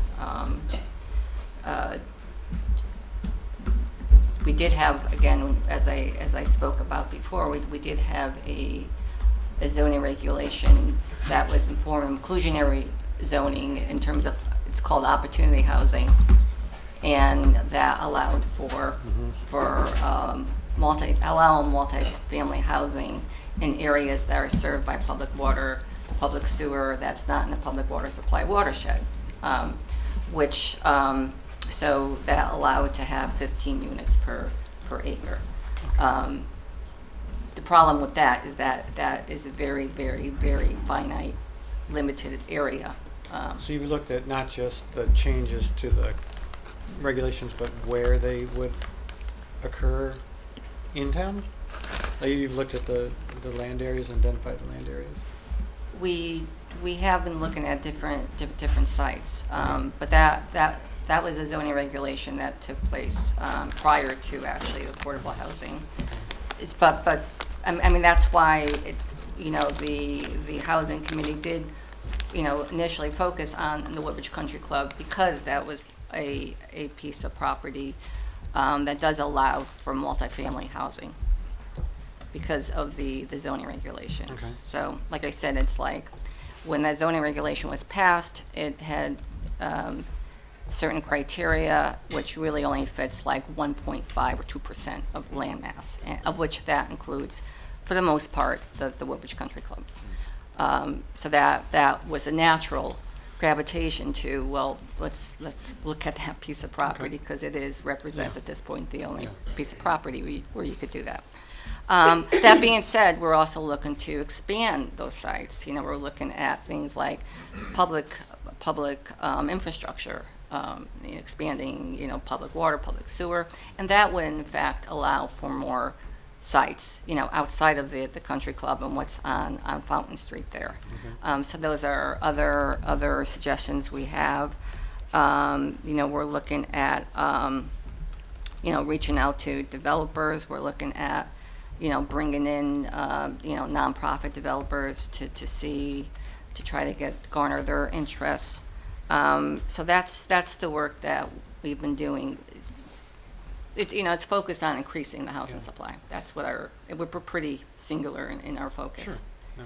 I mean, I would say any documentation with regards to any of that, the sites you've looked at. We will look up the statutes and the regulations ourselves. Absolutely. The affordable housing plan would be a good place to start, because we did have initial sites that we identified for development. So. How recent was that? That was submitted in June 1st, 2022. Okay. Yeah, and that has to be updated every 5 years. Okay. But I think what's important to talk about is other people that should be brought into the process, and I think it's really important. And I feel a lot of times our housing committee is representing people that are not around the table. We do see the same people that show up to public hearings and talk about their viewpoints, which is great. But it's usually a common core of folks that have the time, that are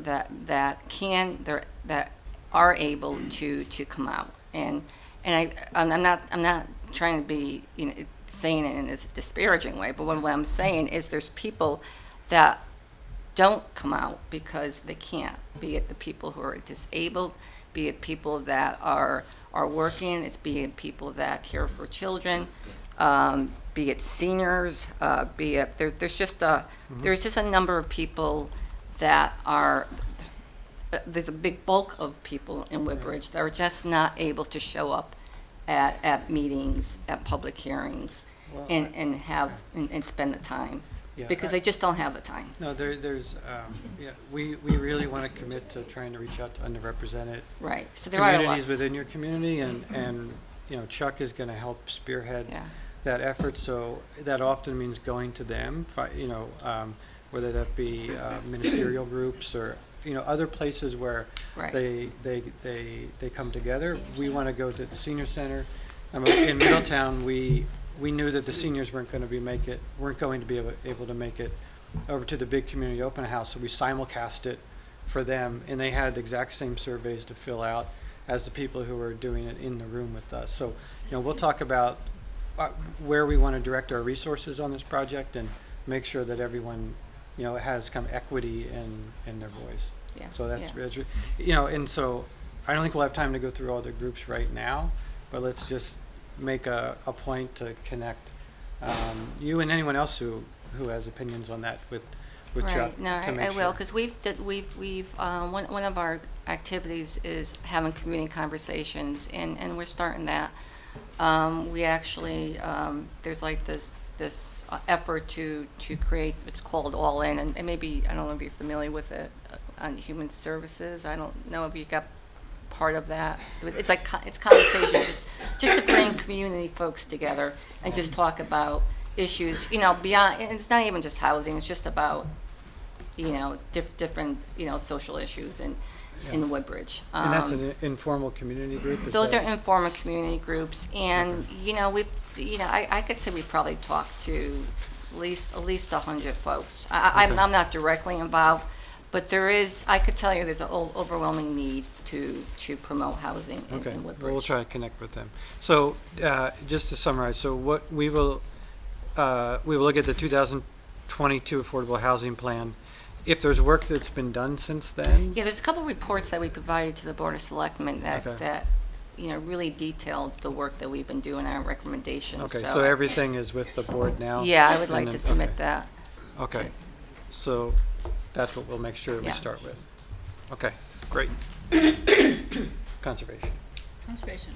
Well, Diana and I started about a year ago as being co-chairs, and it seems like the Conservation Commission is heated up. We are working on, yeah, sure. And Diana, feel free to chime in. I know you're shy. One thing, oh, sorry, is that good enough? 2 inches. Okay, everyone's gonna hear me. Well, we had a grant for the trails, where we are in the process of developing historic landmarks that represent different historically important parts along the Greenway, which is the trail system, to promote use of the trail system. And they're going to be connected, we've connected with the Historical Society, who's going to write a lot of that. And right now we have 10 sites, and we've gotten the Land Trust and the Parks Association involved and helped to coordinate some of that effects. And interesting, Roger Sherman's farm was the Woodbridge Country Club, so it's actually a point of interest for us as a historically important thing. Mm-hmm. Another thing we've done is we've started to, and we're in the process of trying to do some native planting in the Woodbridge Country Club property, but we got a lot of input and from different environmental groups, and we need to start working on the invasive species. So that has led us to, in the POCD, start thinking about how we can be one of the first towns to work on dealing with the real problem of invasive species, which is not an easy problem. And so we're going to try to talk to the Public Works Department, and we're going to try to create a whole, we have visions of what we'd like to do with that, but that's critically important. And also, if we're going to preserve some of the land, or all the land at the country club, we need to make it land that's really healthy land. And so now's the time to start that. We can't wait for 2 years to do that. So we're getting going on that. We've also had different reports from the Audubon Society, the Southern Connecticut Conservation District, talking about the importance of the land and some of the habitat that is critical habitat, that it's what's it called? It's successional and grassland habitat that's not very common these days, since the trees have there's a whole history of that. Sorry, this is for the property specifically? For the property Okay. specifically, but it can be generalized out to other properties because Okay. there's, transitional properties other places, but that's specifically. Okay. We're looking into some of the species that might be there that might need some extra attentiveness. That's at the very beginning stages. We are looking at the state POCD because it has put conservation at the very center, in climate change and resilience, and hopefully we're going to look into how much carbon sequestration, or I'd like our POCD to have how much carbon sequestration is happening in different parts of the town and how much was happening 10 years ago and now, and what's the projected future, but I don't know that we have the resources on a budget of $2,000 to do that. And what else are we doing? We're looking into, with the great support of the town, Mika, into 28 acres of property that's a Nugent land property that is up for sale that a lot of people, the town and the state, are very interested in. We are, we just created the, I don't know how, the Westward Road Scenic Designation that's going to have a public hearing tonight. We are trying to get some youth members involved in our Conservation Commission, and we'd also like some alternate members, and we're about to talk to the commission about Board of Selectmen about that. We're interested in the Fountain Street project and the change in the zoning regulations and how that affects conservation in the town. And we're having a potluck tomorrow night. I'll continue over there. We also are working with the folks involved in the trail systems in town on our Greenway plan, and evaluating properties in town for their environmental significance, providing that information to CUPOP and the Board of Selectmen based on the property evaluations, and also looking at the properties and how the connectivity of being able to connect everyone to different areas around town through our trail systems, our Greenway plan. And working with DEEP to understand our ecosystems throughout town, including on the town property that are of significance, and how to best create management strategies based on the state's recommendation for how to manage these various properties and improve them and maintain the integrity of the environment. We work on community engagement with partners locally and also within the surrounding communities, the region, to bring experts in to talk to the community about topics of interest as they relate to conservation and natural resources, including some exciting topics like jumping worms and invasive species. We work closely with it's a hot topic here. We work closely with our wonderful trail master to support him and the trail and park associations so that we can support them and things that they need to maintain beautiful and maintain our beautiful town. We're working in discussions with the Boy Scout troop and other land use organizations on this native planting native pollinators and supporting the application for the funding opportunity and begin eradicating invasives, and that specifically was targeting the country club property. We work with the Planning and Zoning Commission on reviewing subdivisions and development when we're notified of it, to provide our input on environmental factors, including conservation set-asides on subdivision properties and what the implications can have on the community and natural resources.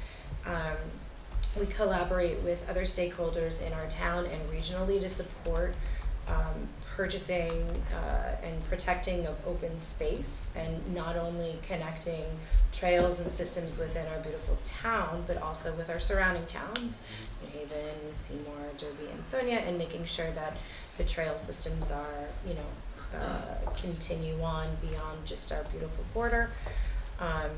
And we work on funding and applications to support natural resource procurement and ways for the community and surrounding communities to continue to enjoy those properties, such as learning about historical facts on some of them as people are going through trails. They can scan their QR codes. We're working very closely on various chapters and providing input on the Plan of Conservation and Development, and with the Amity High School students, the Science Fair Club and the Green Club on supporting their projects and their efforts locally. All right, a lot of questions. This is great.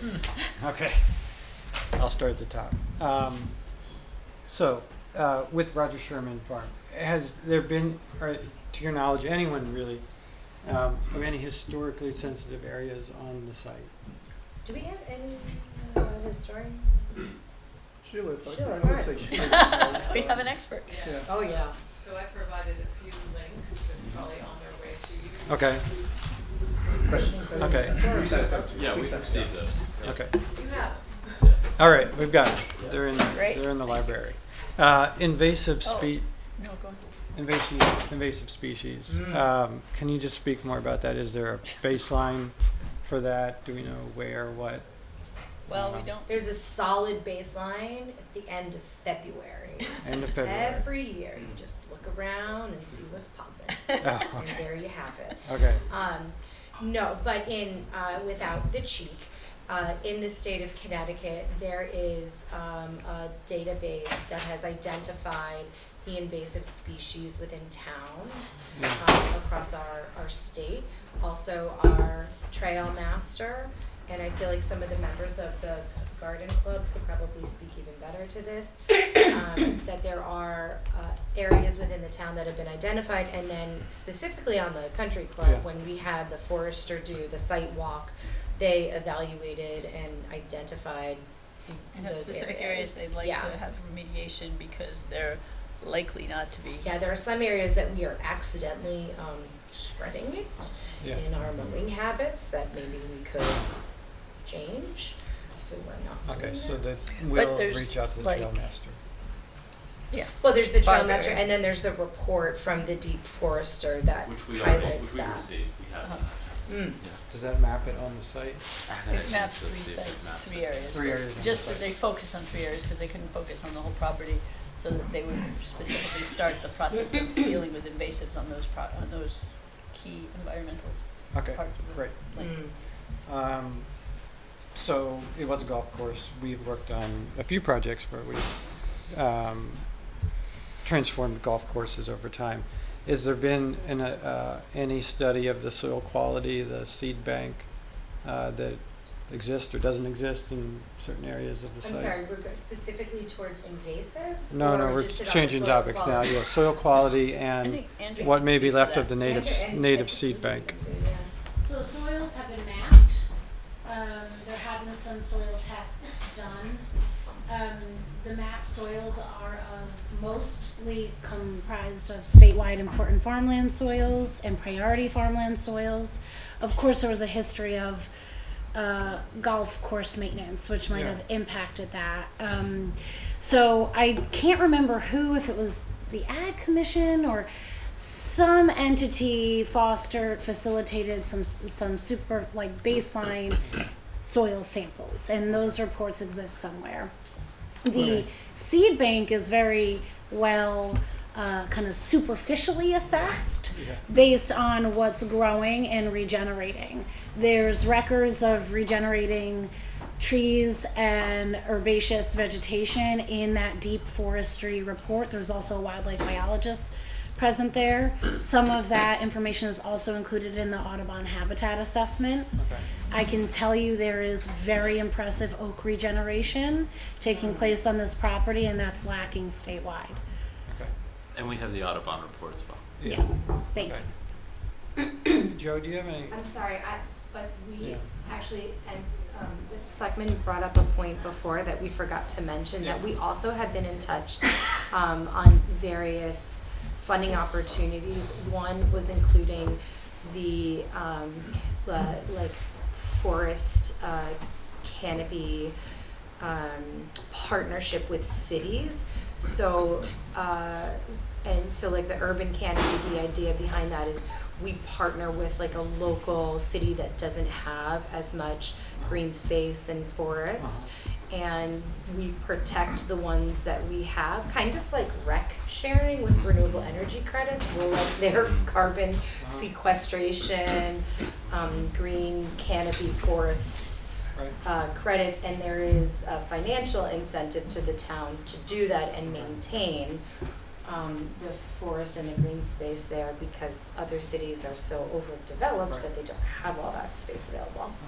So there has been a lot of communication between the committee and the state agencies who have identified different funding that can support conservation of natural resources. And it seems viable. It seems like something you want to continue pursuing.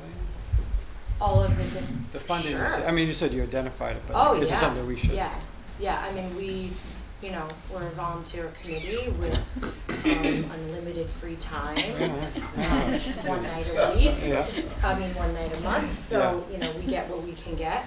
But, If you and the could- POCD and other things sort of take priority because they Yeah. have, you know, they're required, and other funding, like we've reached out and we're just at the beginning of What's the name of the program? the give me a second and I'll, Okay, unless. you wanted City to say- Carbon? Thank you. that's City Carbon. Oh, okay, okay, we'll look at that. We're also getting in touch with the Nature Conservancy just to have them give us guidance on the importance of the environment and what they think of it. That's the very Okay. infancy of that Okay. communication. We have talked about working with, we've engaged a few of them just sort of, you know, superficially, to reuse that term, some of the universities around to help us do like the tree inventory and Mhm. work through, you know, the iTree program, Mm.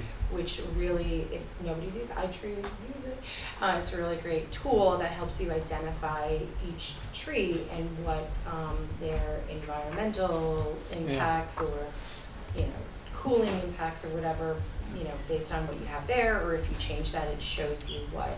Is there any mapping of the trees today where specimen trees may be located on the site? I think on, like on iTree and certain things like that, you will find some of that information. For this property? For everywhere. You should find that information No, on there. unless it's a notable tree, like in the Connecticut Notable Tree Registry, Yeah. it wouldn't, we have not done, to my knowledge, a tree inventory specific to the Country Club of Woodbridge. Okay. It's something we've discussed in the capacity of iTree, especially because iTree provides monetary values to the ecosystem services provided, Uh-huh. which is something I think most of us here are very interested in. You know, maybe when we do the site walk, we could go out. I mean, we'll have landscape architects coming with us too, from our team, but we could try to tag trees that we think might have potential higher value that we want to. I can point to them. You come with us. Sold. We can Well, I also think divide. the site visit in winter is a tricky thing to do because it really underrates Yeah. what's going on. So I think we're really handicapped by that in Gotta be terms of really appreciating good at identifying the trees in the winter time. But also just all the other herbaceous, I mean, it's a transitional forest, so a lot of it is very bleak right now. Until spring, you really won't see all the variety that's there and all the seed resources. February should be that exciting. So the rapid ecological assessment might have some baseline, it's quite old now, the Moorhead report. It's an appendix to that report though. So a rapid ecological assessment from the Moorhead. Moorhead report. The Okay. appendix. Okay. Endangered species, has that been addressed? That may be. So deep in their report, they do have a list of species of significant importance that they've identified on there, and if I'm saying this wrong, please feel free to edit at any time. The way that, so from like a national perspective on endangered species, that's like one lens to look at it, and then from the state perspective, they have another one, and they specifically have tried to not use the word invasive, help me out here, endanger. Thank you, line, and so, they call it this other term. Okay. Okay. We'll look at that. Yeah, so anyway, so there'll be like a national way that we Yeah. define it, and then there'll be like a state way that we Okay. define it. Just a couple points of clarification. The Fountain Street project, I haven't heard that before. What is that? That's a nearby project that they're proposing on 4 acres to put, I think, 96 units, which are changed from 2.5-story zoning to 4-story zoning. Okay. Okay, we'll look at that. And then the Western Road, a scenic road designation. Westward, can you just elaborate on what? Well, one of our members saw all the cherry blossoms there and thought that this was a place worth preserving, and saw the UI company going to start to change that, and had Mika was kind enough to stop it and let us get I think 17 of the 19 or 70% of the people on that road signed a letter saying that they would like it to be a scenic road designation, and it's going to be a public hearing tonight to see if that can happen. Okay. Okay. And it's a short road. Is that a common thing that happens in town? It's a Is second it road, and second? we may have ideas about a third. Okay. It is an action item that's listed in our POCD. That the Board of Selectmen are supposed to do, not the Conservation, but we stepped in. We support. We support. All right. We're their engines. The Greenway plan sounds really interesting. Can you just talk about the timing of it, the scope of it? Are things actually physically being? There's a report. We have that? We have 15 minutes left. Oh, okay. Oh, God. Okay. Greenway easement that was created, correct? It's on a report. A greenway easement? And there's a whole report, we submitted it last year, and it's a trail that we're trying to create the connectivity so people can hike Okay. and also animals can have a range that they Yeah. can, and we can get that to you. Yeah, are you aware of the green plan? There's a state green plan, Okay. and this fits into that. It nests with So it. we're Yes. fulfilling part of what the state would It's like a- from yes. us. They've inspired It us has to do much it. greater, I think, significance than we're probably giving it. Is DEEP the state agency coordinating that? Yes. Okay. Is there anything in that plan that serves as a data metric that we might want to reflect in our work, like as a baseline versus future state that comes to mind? Meaning Yes. they are. I see. So Yes, someone there who are knows in the metrics that they have targeted for us, for the state to achieve. yeah. Can Yeah. a member of the public Yeah. speak to this? Because you're, The state green plan, has set, protection goals statewide Uh-huh. that, I believe 21%, overall of the state, but that does not observe municipal borders. So for example, the city of New Haven cannot conserve 21% of its land, therefore the expectation is that small towns like Woodbridge need to conserve much higher percentage in order for the state to reach its overall goal. Okay. And so there's been an argument among some people in town that because Woodbridge does already have a large amount of preserved land, we have met the green plan goal, but that is not the case. Because the green plan goal is not a town by town goal, it is a statewide goal. And places like this need to compensate for what the cities are unable to do. And in a way, I think we view that as a service that we can provide, in addition to, having a large watershed in Woodbridge and protecting drinking water quality for the cities. We can also provide more open space for our neighbors in the city. Thank you. Getting back to you were asking about the endangered species and species of significance. There were some identified, like the type of land that it is, the type of forest. It's a young forest, and from a statewide perspective, the amount of land that we have that represents that type across the state is shrinking, but in our area, we are holding pretty strong with having that there. So, and the then ag station would be good to get in touch with about that. Okay. yeah, and we have a tree person on the conservation commission who can speak more eloquently. Just one final question. There is 3 pages of animal, Yes. habitat. In deep ecological. Okay. Oh yeah. One final question. So you have some role in the conservation set-asides for subdivisions. I understand that correctly, that you... 10%, if it's labeled as specifically a subdivision is what I understand. Are there any ones around town that you would suggest we look at as a good model? That's a good one. Well, the Merritt property. Can we get usage- back to you on that? Yes, answer? absolutely. You could But confer Elderslie with... might be. Okay. The Elderslie property. Okay, but please confer with your group and Okay. send us a list if any. Mhm. Okay. Sorry. Nicole, do you want to jump in front of me? Okay, okay.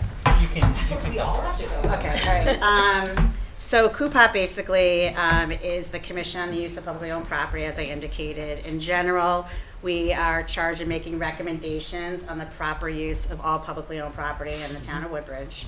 Specifically, that involves a study of all town-owned lands and buildings that we are to review from time to time and make recommendations on those usages of those buildings and land. The study and recommendation of any potential acquisition. As Conservation mentioned, there is a property that we are reviewing currently regarding potential open space for acquisition on Litchfield. Any recommendation regarding the uses, the changes of use, the direction of such usage by any agency or commission or committee in town, as well as any agency or committee or commission affecting the land or buildings in town. They are required to report to CUPOP. Essentially, I just actually created this because I'm going to be appearing before the Board of Selectmen, so I apologize to those who are here tonight. You're going to hear this twice. So I'll be brief on this particular instance because we're running out of time. We have been reviewing all of the town-owned properties currently in town. It's a very comprehensive review. We're reporting to the Board of Selectmen and preparing documentation regarding not only the history of the properties, but any factual documentation. That could be anything from deeds, restrictive documents, anything of that nature, any maps of the area, any input from any of the residents in town, commissions or committees or agencies within town. And we're creating this comprehensive document for the Board of Selectmen to make educated and knowledge-filled decisions based on these properties. We're not the decision-making authority. We're to make recommendations to the Board of Selectmen. Yes, recommendation is a small part of our report, but really it's to provide and support the Board of Selectmen with that information. And when would that document be sent to the board? It will be done, it will be sent to them after we vote on a particular property, and it is sent to them, which is why I brought up the point with this particular property.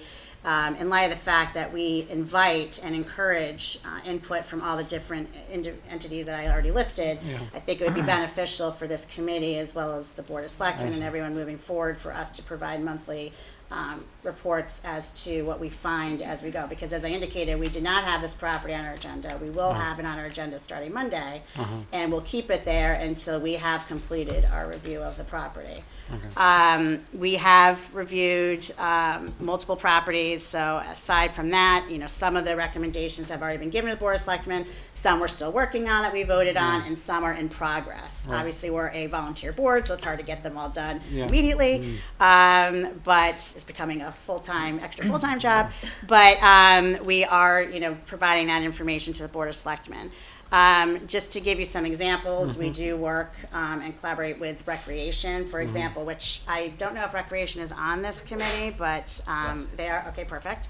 We are working with them currently on not only as we go through the properties, we will notify certain committees or commissions in town or agencies that could potentially utilize it. For example, there is a deed restricted open space property in town that also may be used for recreational space, so we have reached out to Recreation. There's a deed restricted open space that could be utilized for partial agricultural use, and we've reached out to Agricultural Commission. So we do like to collaborate with many of the different commissions and committees. There's property downtown in the, are we calling it the Village District now, or I know it's Business District, and we have been working with EDC and identifying publicly owned properties down there. So that's essentially what we do in a nutshell. We are also going back to REC, working with REC on coming up with a recommendation to the Board of Selectmen for updates to our recreational facilities, specifically Pease Park, Acorn, et cetera. And we also are identifying grants in order to fund these projects. The members of my commission have found grants that could potentially fund the upgrades of the recreational facilities, fund the agricultural use on the property on Racebrook Road. It's on Racebrook Road. And we also, as indicated, have been asked from time to time to keep in mind as we're reviewing to look for properties that could potentially be used or perhaps suitable for sustainable energy usage, potentially for projects such as, you know, should we have to, or for example, rebuild the Woodbridge Police Department, what properties, if any, in town would be suitable for that, if it cannot be updated where it is currently. So that's essentially how we get involved. We did submit our POCD recommendations to TPZ the first week of December. And within our POCD recommendations, we have a lot of collaboration with a lot of different commissions and how we can support them. And identifying town-owned properties that could potentially be utilized by those commissions or committees. That's it in a nutshell, because I know we're Okay. out of time, but I can go on and on, because I can. Well, we should get a copy of that. I'm sure it's somewhere Yeah. on the website, Sure, but yeah. we'll look at, that sounds like relevant, just so we understand what's going on in other publicly owned land. Sure. Okay, All right. great.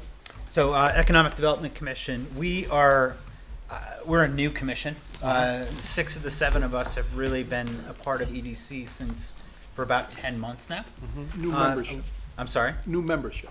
I'm sorry, new membership. Thank you, Mika. I'm already fumbling with my words. Sorry. So a lot of our work initially has focused on the business district. Okay. You know, kind of looking down in that area, engaging with the existing businesses in town, right? Beginning to branch out to brokers and really also partnering with our ad hoc 2030 commission, which is a sort of a revitalization of the business district, a project that's gone on for the last 4 years. And with that, we have an $8 million infrastructure grant that we just received. So that has been a lot of the focus of the first year. Okay. Also, getting us up and running as an EDC, right? And starting to do the work, working with Goldman and York, our town planner, around what is the economic development plan and vision for Woodbridge. You know, our real charge, 90% of the tax base in Woodbridge is funded by the residents. So we view our charge as, how do we diversify that? Okay, how do we leverage, how do we attract, retain, grow businesses in town in order to take some of that tax burden off of the townsfolk? How we get there, the country club provides a number of opportunities for us to expand upon that. It's a tremendous asset from all the commissions that are represented here. You know, is there a housing opportunity there? You see a lot of mixed use in the area that are very attractive ways to grow the tax base. Okay. Sounds like you have a question, Mike. No, Sorry. no. So, you know, really very open. We have not put a ton of work into the country club to date, just given we're waiting for this process to really start.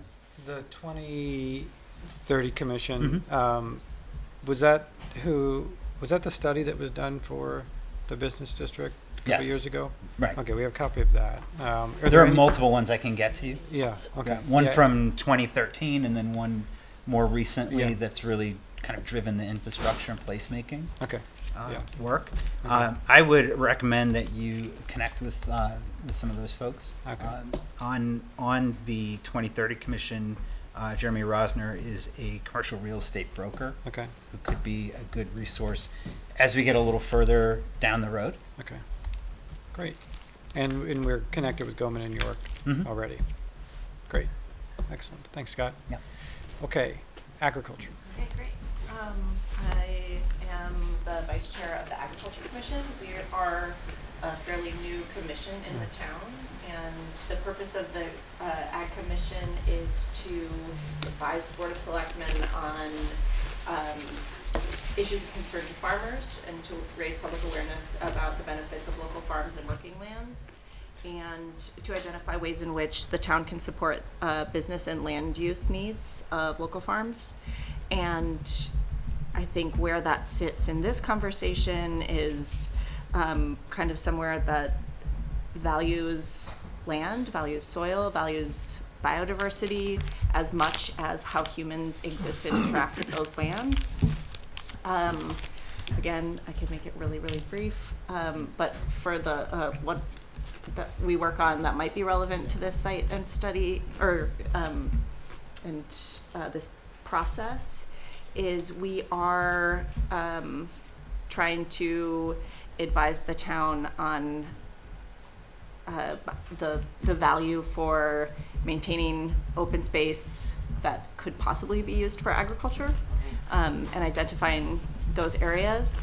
And also, one of our key project areas is the town has a number of town-owned lands that are maintained as farms under these short-term leases, and we are looking into how we can work with the town to find a mechanism to improve the length of those leases so that farmers can actually invest in caring for those lands. And if there was a parcel that was part of the country club that might be useful as agricultural land, I think to be able to have a vision for what that long-term use could be is Right. important.